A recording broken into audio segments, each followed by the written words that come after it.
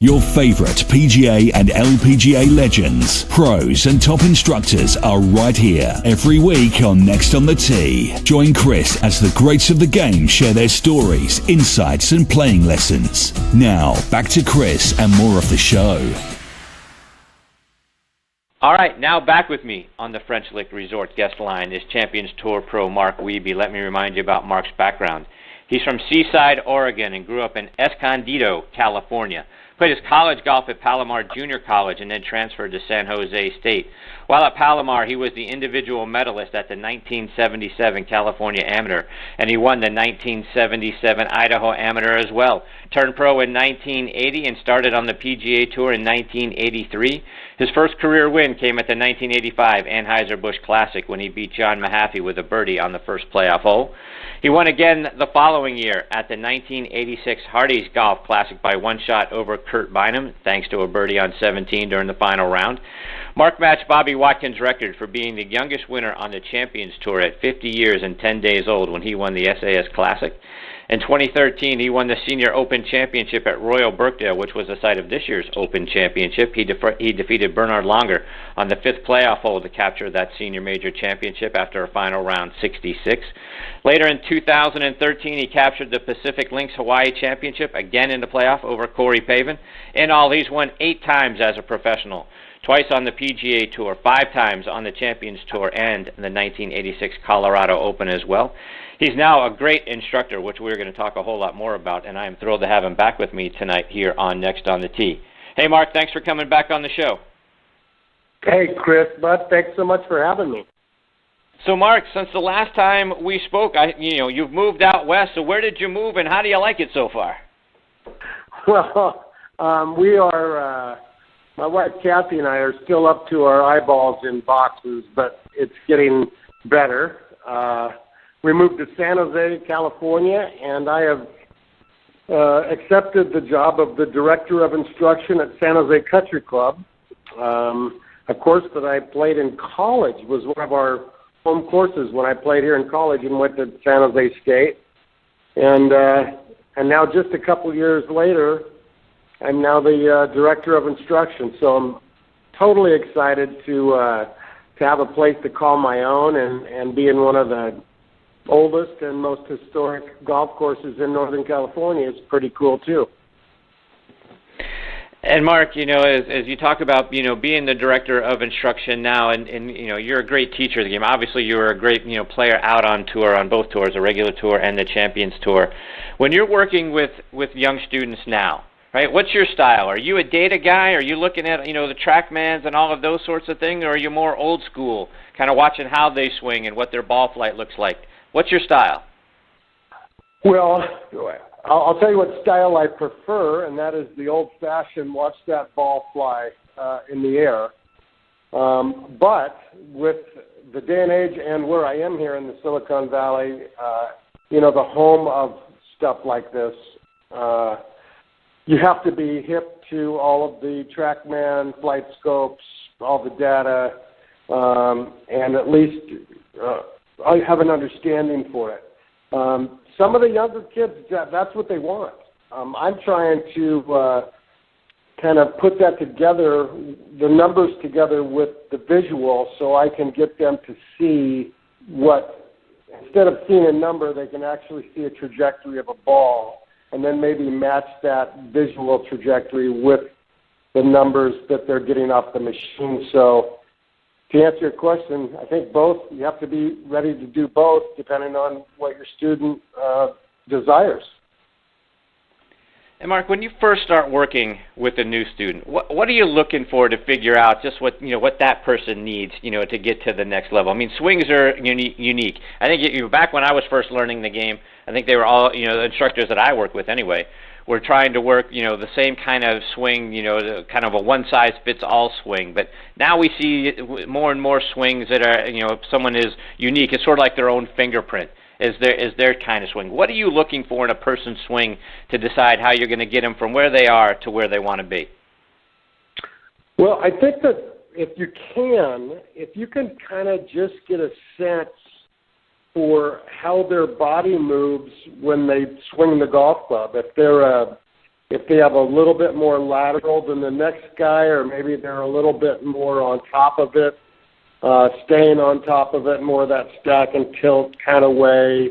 You're trying to see how this particular person, how their body works, so they're comfortable, so they don't have to think about how to swing.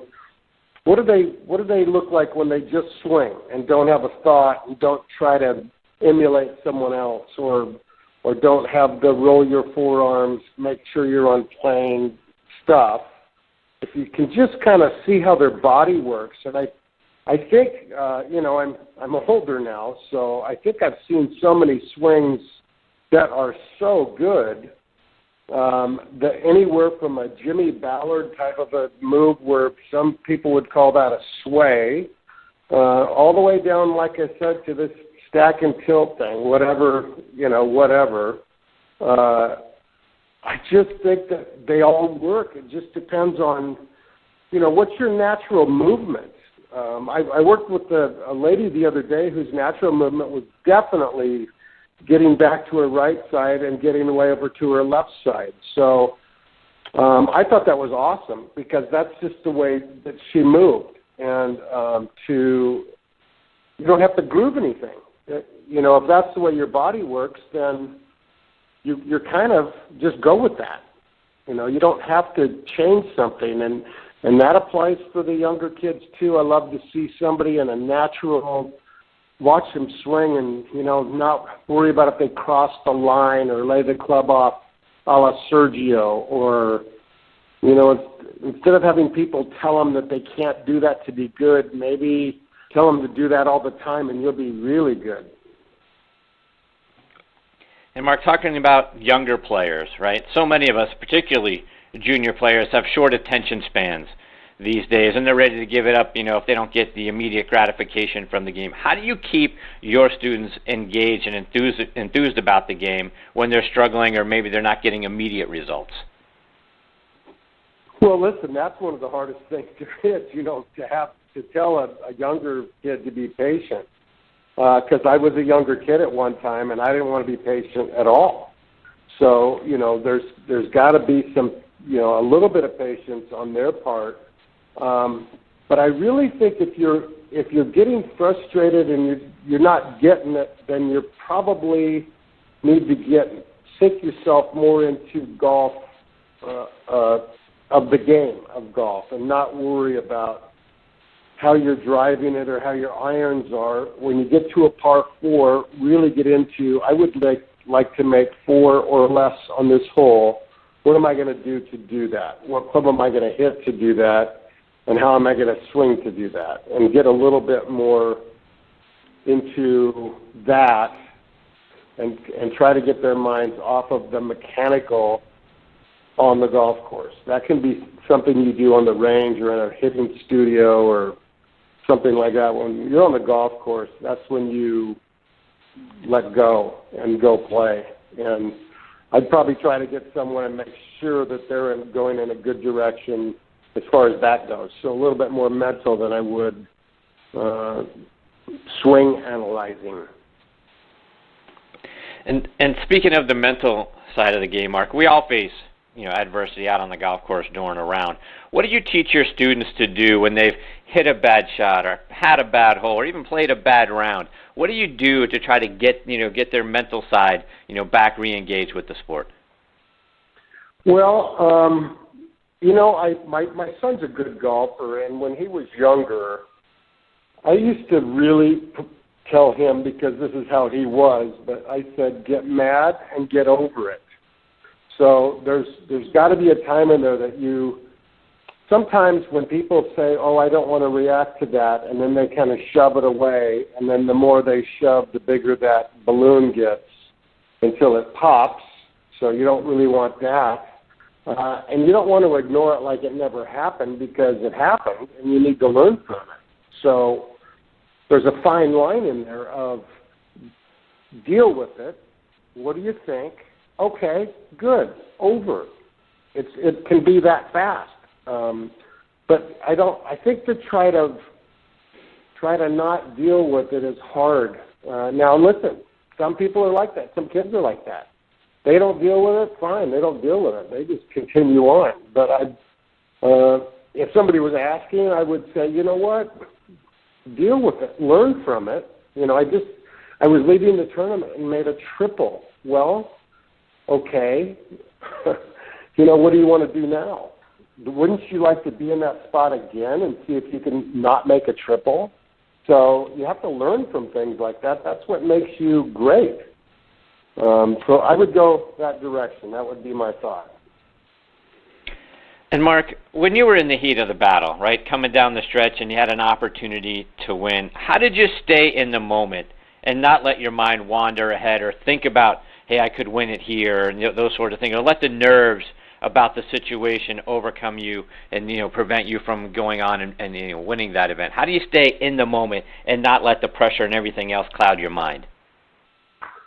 Well, that's probably one of the hardest things to do in golf. It's easier to do when you're playing the game well and you're keen. Your mind is keen and focused. It's probably easier to do. But everybody's probably different in this regard. But I always felt like, listen, I'm playing really good, so I could let myself foul this up if I keep thinking, because you're constantly battling the little voices and, hey, I think I got it here, and if I could birdie here, and you have to shove those away or again deal with them. My way was to think, okay, that little guy's back again. I'll just talk to him when I'm done with the round because I'm kind of busy right now with what I'm doing. And that's how I dealt with it. And the funny thing is the little guy, the little voice, was never there at the end of the round. So the better you get at that, the better I think you get about in that situation. So everyone's constantly, mind is racing, and I don't know how to. I wish I knew more because I think I would have won a lot more if I could have done that more. But I know the tournaments that I've won, I've just been total trusting, and I can totally let go of the reins and just play. I trusted myself to go play. I didn't think about hitting or scoring. I knew I was playing well, so I just said, I'm trusting you to go play as hard as you can, and at the end of the day, add them up and see how you do. So I became, as I got older, I became better at that. But like I said, I think I wish I would have known how to corral that a little more. I think I would have won more, but I don't know. Everybody's different, but that's my view of that. Mm-hmm. So, Mark, when you first came out on tour, right? You're a great teacher of the game now. You had a great career out on tour. Did any of the players ever give you a pointer or a tip that helped you, whether it was chipping or whatever it might have been? Did anyone ever take you under their wing and say, you know what, hey, I see something here, try this? I think that definitely, not so much in the golf. The golf was more, guys would wait for you to ask. So I definitely asked, don't get me wrong here. But I got more of my mentoring on just how to behave and not to be a young punk, and how to act and conduct myself at the cocktail parties, and how to treat my amateurs and the pro-ams, and how to be engaging. And, the Hubert Greens, the Dave Stocktons, the Andy Beans, just that era of guys really helped me and kind of told me what the right thing to do is.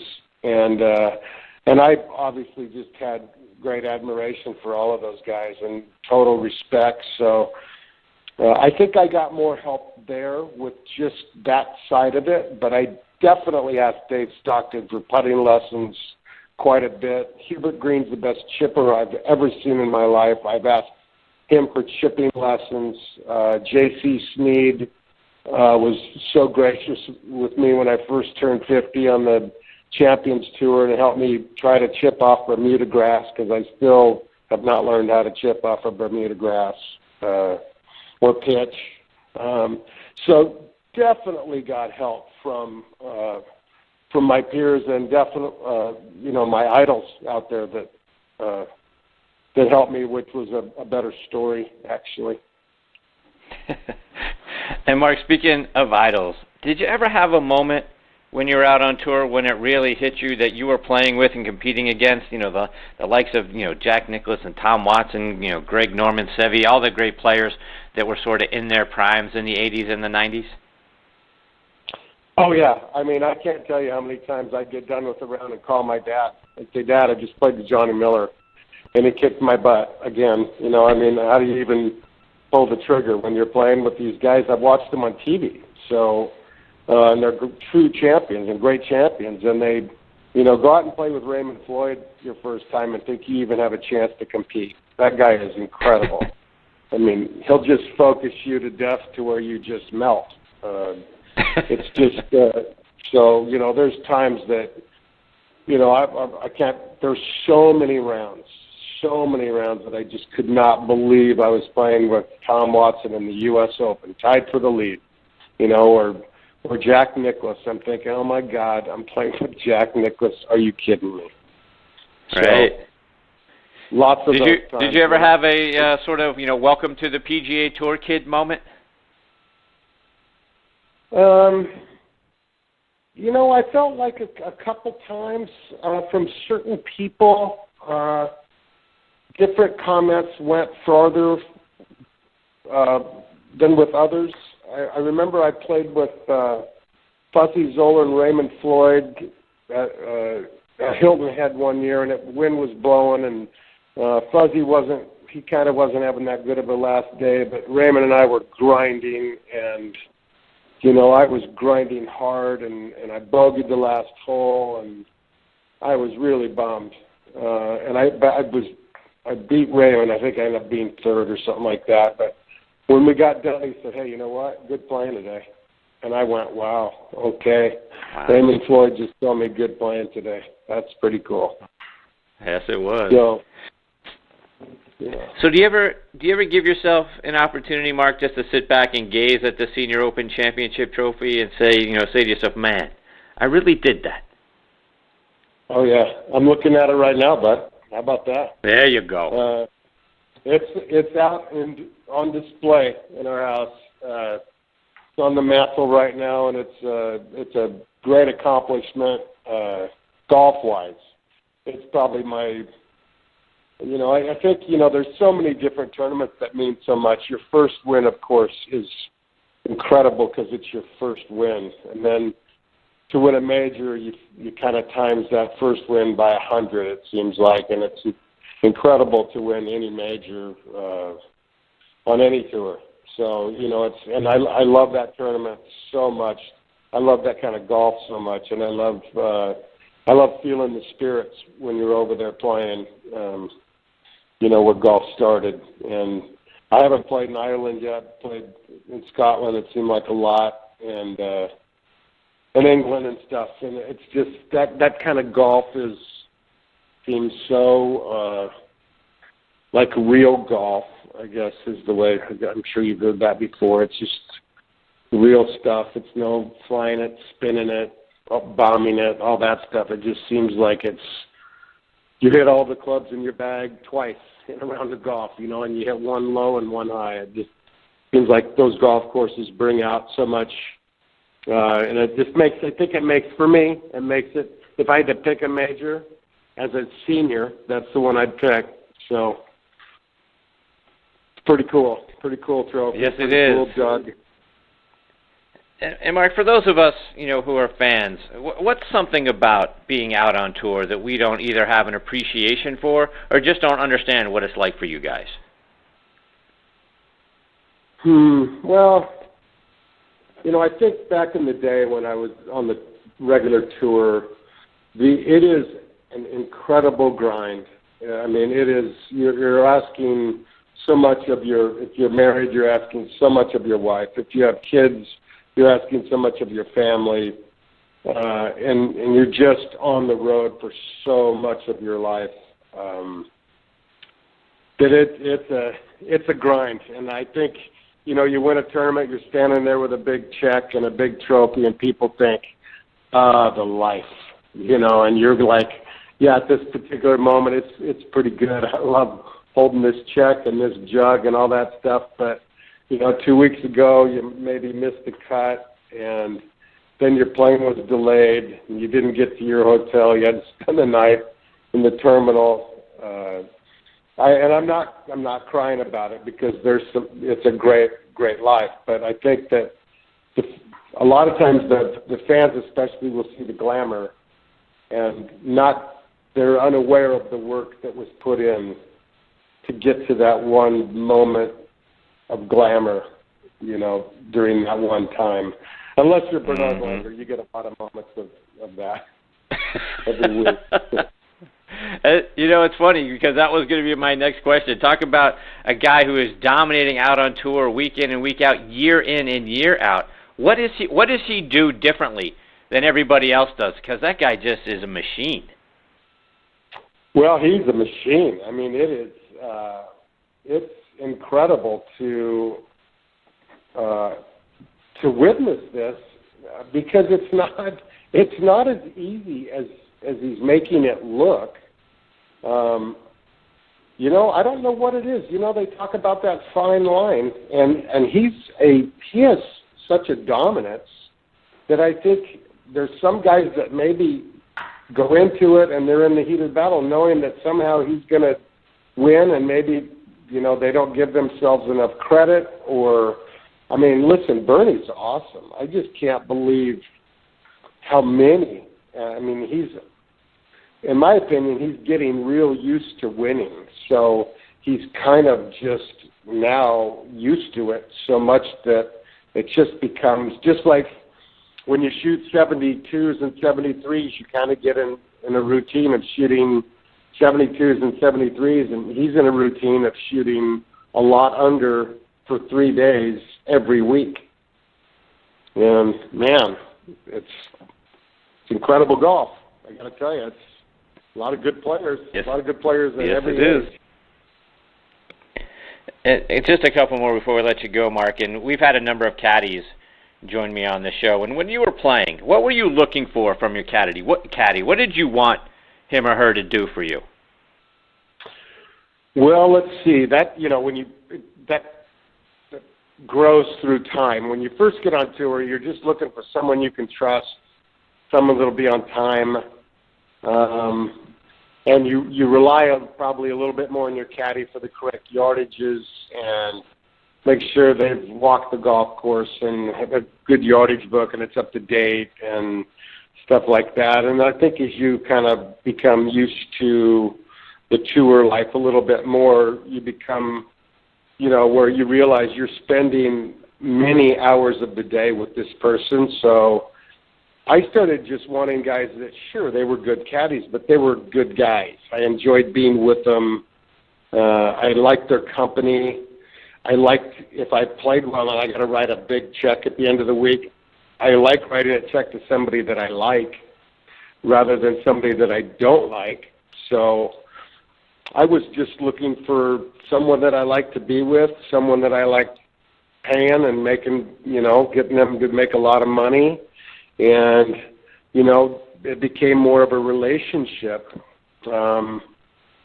And sure, it was player caddy, but it was more of a relationship, go to dinner sometimes together and go have a beer after the round together and, enjoy each other's company enough when you're on the road and, you're not around family that you could go spend some time with. I think I was more into that than I didn't want someone to babysit me. As I got older, I knew what I was doing, and I needed someone to be, trustworthy and be on top of the yardages and if we get close enough, know when to say, hey man, you're getting a little too fast, let's slow her down, but nothing major league, not too much.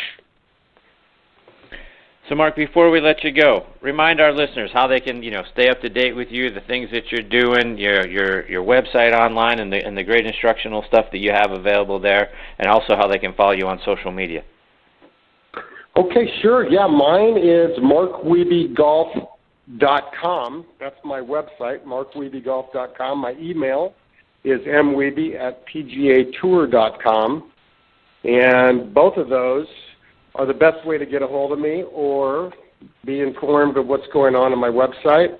And that also takes you through Twitter and Facebook and LinkedIn, I believe, all of those. So, I'm too old to be into all this social media stuff, but I'm trying real hard. Indeed. Well, Mark, I have so many more things I'd love to get your insights on. I hope you'll come back again soon, share more of your stories and your memories with us. It's always a privilege for me to get to spend some time with you. You're too nice, Chris. Thanks, buddy. And, great show. Really enjoy it and really appreciate you having me on. Thank you, Mark. Take care. Good luck with all the boxes and the moving in. All the best to you and your family. I look forward to catching up with you soon. Thanks, buddy. We'll talk to you soon. All right. Take care, Mark. It's Mark Wiebe, and again, it's markwiebegolf.com, and a lot of great stuff on there, and what a great guy. Can't wait to have him back on the show again real soon.